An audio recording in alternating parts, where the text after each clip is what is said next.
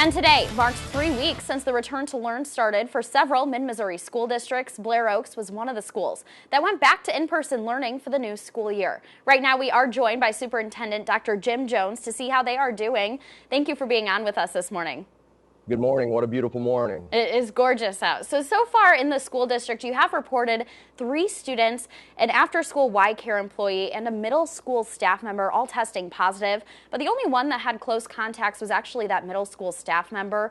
15 students had to quarantine after that. Can you explain the differences between those instances? Well, first off, thanks a lot for watching the district website. We keep that out there for the entire community, as well as district correspondence with parents. But yeah, the difference comes down to the 15 minutes of exposure inside of 6 feet. In a couple of cases, and the first thing I got to do is just say thank you to our students, thank you to our parents.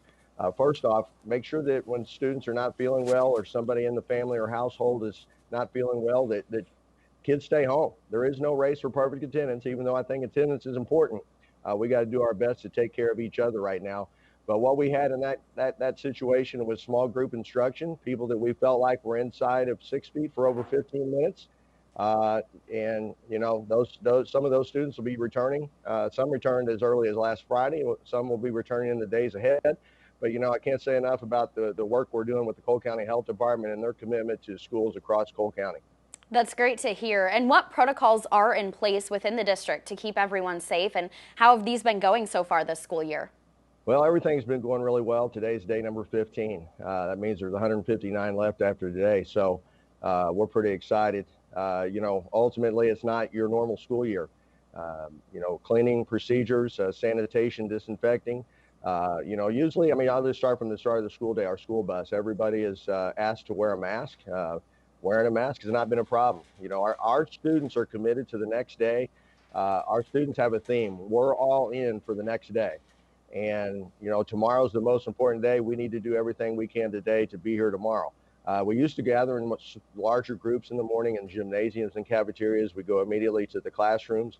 Again, that's a commitment of our teachers. Our teachers have not forgot what their why is, and it's about instruction of young people and the difference they're making in the lives of those people. I can't say enough about our buildings and grounds, our healthcare individuals. Our school counselors, the mental, emotional health of our students is very important, and it's easier to take care of those needs when they're here in person. But we want to make sure that we're addressing the health, safety, and well-being of our students first. And at what point, if any, would the district return to online classes? Are there any specific metrics you're using to monitor that? I know everybody's looking for a number. What is that number? And I know that some things were released this past week. Christy Campbell, the director of Cole County Health Department, released some numbers that I want to say Missouri Center for Public Health said, if you had 5% of your students test positive over in a single day test positive, that would be 62 in our district of 1,243 students. That could be in a building. That could be across the district. We continue to monitor. I think you got to monitor from inside out. It's about taking a look at your local community, your school district, your buildings, what is going on there in regards to potential community transmission. Focus on then your city, county, and your state, and continue to work with your health department and your community. We're all in this together, but I just have to remind people that no two school districts are the same across the state. I know Fatima's would be day number 20. They're 5 days ahead of us. Day number 21 today, or day number 20. And Elias Catholic High School, we all have different challenges, and we're all doing the best we can. Can you kind of run through what does a typical day in the classroom look like, and how is it different for different grade levels? Yeah, as you said, really different for different grade levels, but the key thing is everybody's bought in. Currently, I'm in the class of 2033, the graduating class of 2023. Our kindergartners, 15 or 16, will gather here a little bit later, excited for their future. And, 5 through 12, when we cannot social distance, all our students wear face covering. And I just can't say enough about how our kids have responded. I saw a sign that our student athletes put together for our first home football game last Friday night, and our softball, volleyball, girls golf, our other at cross country. It says don't be the reason we cancel the season. They want everybody else to be all in with them as well. As I said earlier, the buses fully face covered, 5 through 8 were face covered. Really, in all the buildings, when we cannot social distance, we're utilizing face covering. But we're doing our best to distance students the best we can.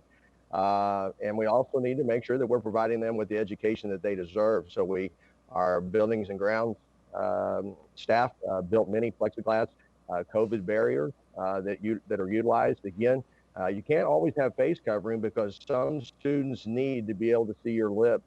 And if you have any type of hearing impairment or that's important to your learning, our job is that every student, 1,243, they actually have their own little individual education plan. And our job is to address those needs. And our best teachers, they're able to set the hook. Wherever the students are at, they hook them up and we're moving them forward. So very excited about that.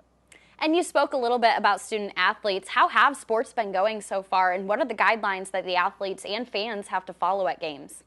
Yeah, right now the key is we just say, please stay away from each other, right? We're a family, but we need to do our best to make sure that we're here tomorrow, right? All in for tomorrow. We have protocols that we're utilizing, all our coaches, in regards to temperature checks and things they have done during the fall sports camps.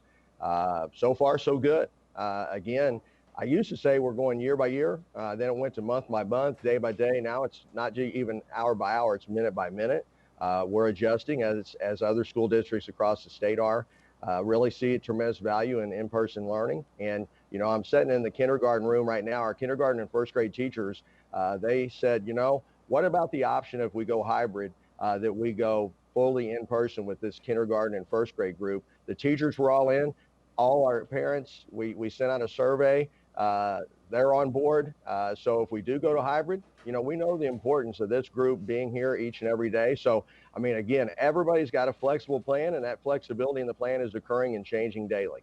And I know you have different risk levels for each school in the district, and right now they're all at green, which is the least risky level. Can you talk a little bit about what kind of level you would need for it to go hybrid like that?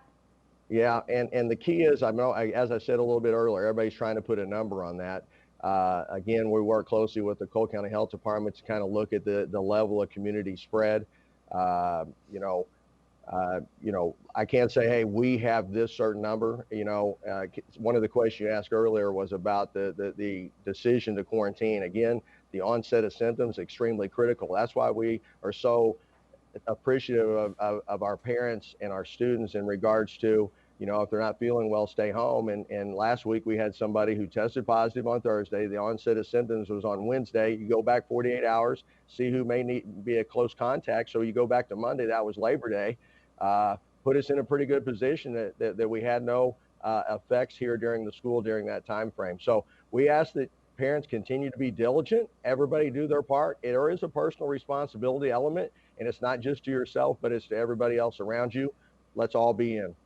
So first, when students or staff do have to quarantine, like those 15 students at the middle school level, are they able to continue learning, and how does that work?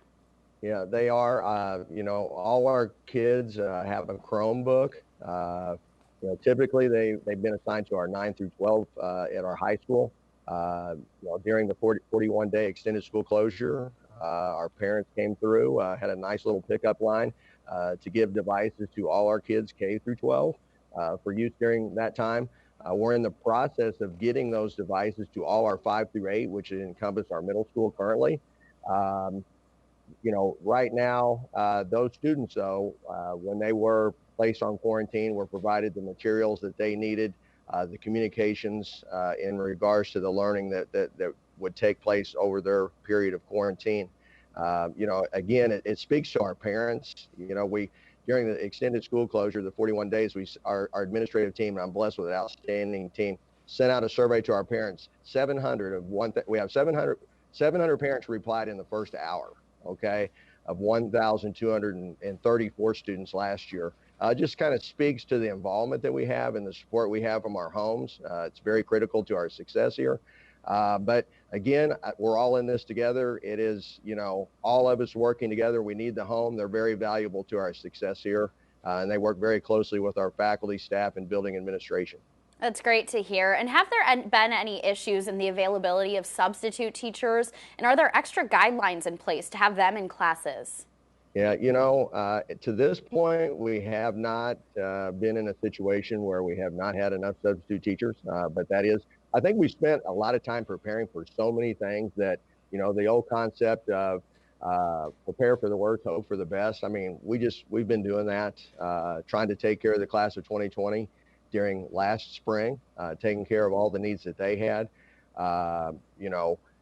We have contingency plans in place on ways that we could handle it if we did not have enough subs, and that would be obviously moving our focus towards the core subject areas, utilize some of our special teachers, which would be some of those elective courses. But we're not to that place now, but we have a lot of plans in there. But I know that there's some flexibility plans that have been released by Cole County this past week that could provide some flexibility.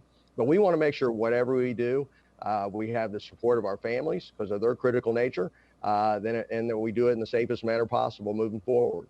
And what do some of those special classes like art or PE look like for students in the classroom? Well, I can't say that everything is exactly normal. Most of our art classes have COVID barriers that were created by our buildings and ground staff. There you need a larger table to do your work. But the one thing that I can say is our faculty and staff have been tremendous in providing for the needs of our students. They know the kids. And when we talk about substitutes, we had a bunch of great substitutes, but there's no replacement for that regular teacher that we've hired to lead our students in regards to the learning and teaching that goes on in our school. All right. Unfortunately, that's all the time we do have this morning. Thank you again for being on with us this morning, Dr. Jones. Enjoyed being here. Thank you.